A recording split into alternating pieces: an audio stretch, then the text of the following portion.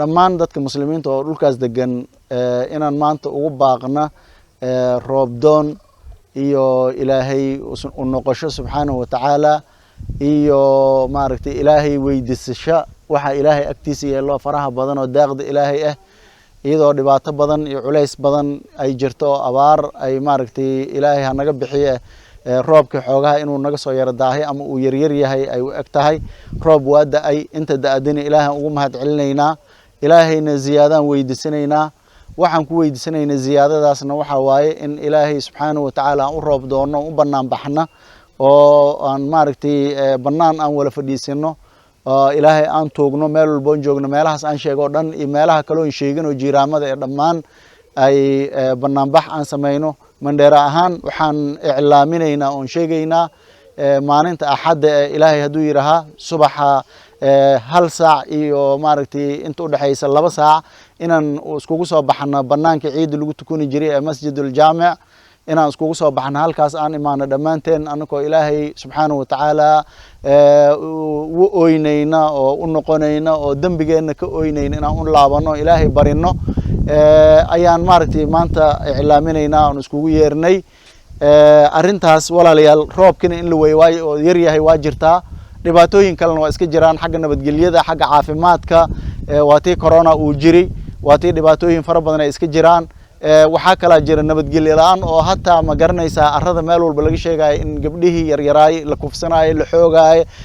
ma garanaysaa dorogadii iyo fasahaadka magaalada ay iska farabateen wadamadii ay dhan balad iyo baadiiba macsiyadii iyo munkarka ay camiimeen marka arrimahaas oo dhamaala inaan ilaahay ugu tawba keeno subxaanahu wa tacaala ayaan faraynaa oo naftaynana ka bilaabaynaa idinkana idiin sheegaynaa inaa ilaahay u wala tawba keena macsiyada zinada fisqiga waxyaalaha roobka lagu weeyay ay ka mid tahay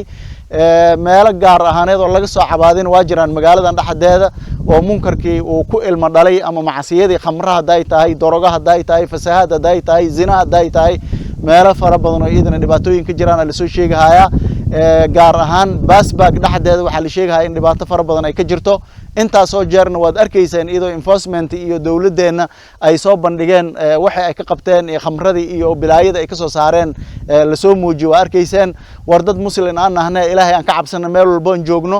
oo aan ilaahay uga cabsana dhiiga la daadinayo oo bini aadamka aan ilaahay uga baqna oo macsiyada iyo munkarka kale iyo fasahaadka iyo fisqiga kale aan uga baqna oo qabiilka iyo qabiilaysiga aan ilaahay uga baqna oo dad walaalo oo muslimiin oo isjecel aan noqono oo ka shaqeeya wanaaga iyo nabadgelyada iyo ilaahay ka cabsashada ka shaqeeya aan noqono ilaahay aan u laabana intaas ayaan maaragtay naftaydi iyo naftiina baan u sheegayaa waqtigaas aan sheegnina sida ugu badan ha loo soo baxa waad ogeedeen shalay markay ahayd shujaaca day magaalada mandheera cid ku hartay ma jirin waxaa la wala tagay meeshii ma garanaysaa dad badan oo weliba dhalinyarada iyo haweenka u badan ayaa waxay tageen meeshii ayada ahayd ay tageen oo joogeen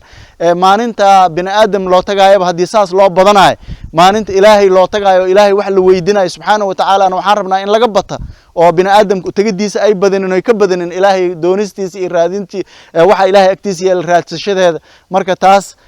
waxa biri marka ceeb noqon doonto axadda marka la gaaro oo roobdoonka loo soo bixi lahay marka la weeyay soo bixi weeyaan dadkii abaarta ay haysay dhibaatada ay haysay kuleylkaas hay barigala la ay hergeli la ay oo shali meel aan waxba laga soo siinaynin u dudeen oo tageen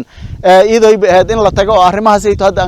aan maartay ay wax dhib ay ka jirin haddana marka ilaahay loo tagaa inay meesha ay dad yar tagaan ama culimo yar kale ay tagaan oo dadweynaha soo bixi weeyaan taas waxay noqonaysaa midaan ilaahay qabanin subxaanahu wa